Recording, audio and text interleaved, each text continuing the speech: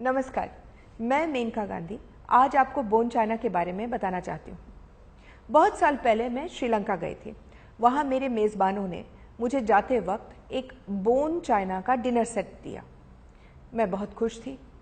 उस dinner set के नीचे बोन चाइना ज़रूर लिखा था, लेकिन दूसरों की तरह मैंने ये सोचा कि बोन चाइना का मतलब ये है कि जो पोर्सलेन जिससे प्लेट बने थे वो पतले भी हैं और बहुत कीमती भी हैं। इसका मतलब है कि बोन चाइना के हैं। बहुत साल बाद मुझे पता चला कि बोन चाइना का मतलब वही है जो लिखा है, बोन यानी कि हड्डी से बना हुआ। और कौन सी हड्डी? गाय, बैल और भैंस।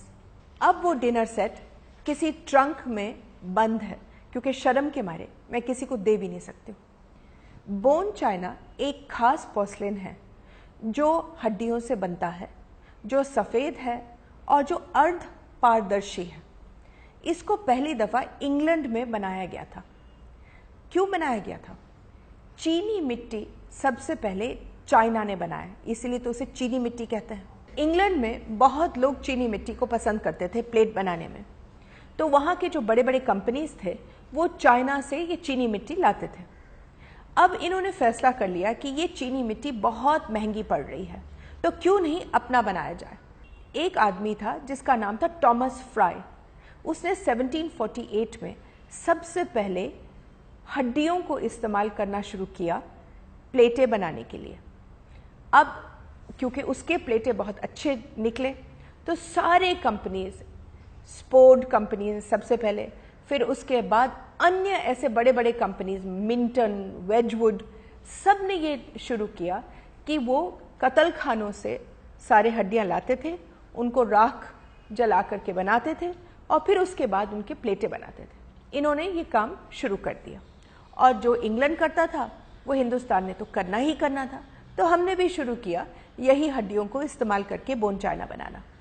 बोन चाइना को हम कैसे बनाते हैं? सबसे पहले कत्ल खाने से हड्डियां लाई जाती हैं, फिर उनसे मांस उतारा जाता है, उसके बाद उनसे गोंद निकाला जाता है जो गोंद के लिए इस्तेमाल किया जाता है।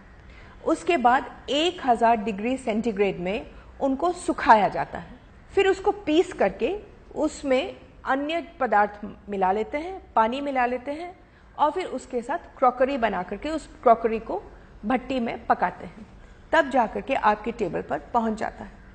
इस देश में बहुत सारे क्रॉकरी के ऊपर बोन चाइना नहीं लिखा जाता है, क्योंकि वो सोचते हैं कि शायद शाकाहारी इस पर खाएंगे नहीं। मैं आपको एक तरीका बताती हूँ जिससे आपको पता चल जाए कि ये बोन चाइना है कि नहीं।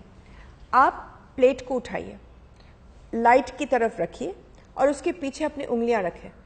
अगर आपको वो उंगलियां दिखाई दें साफ साफ, तो ये बोन चाइना है। बोन चाइना की ये खासियत है कि जितनी ज़्यादा हड्डियों की मात्रा है उतने ही महंगी बोन चाइना होगी। अब कुछ लोग जो ये प्रोग्राम देख रहे हैं वो ये कहेंगे कि हमने तो नहीं मारा गाय भैंस को, ये सब ज़ाया चले जाता, इसलिए जब हम बोन चाइना पर खाते हैं हम कोई बुरा काम नहीं कर रहे हैं। ये गलत है।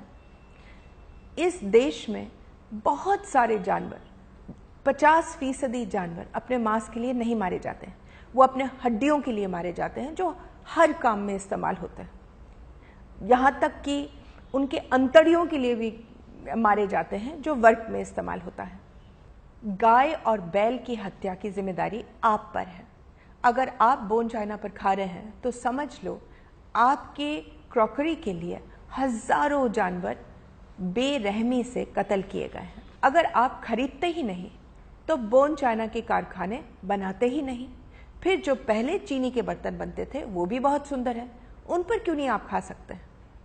अगर मैं आपसे ये कहूँ कि आप गाय की हड्डी पर खाना खा लें या चमड़े पर खाना खा लें, तो आप कहेंगे छी छी छी छी छी, मगर आप वही तो खा रहे हैं, गाय की हड्डी पर, चमड़े पर, कत्ल किए हुए जानवर।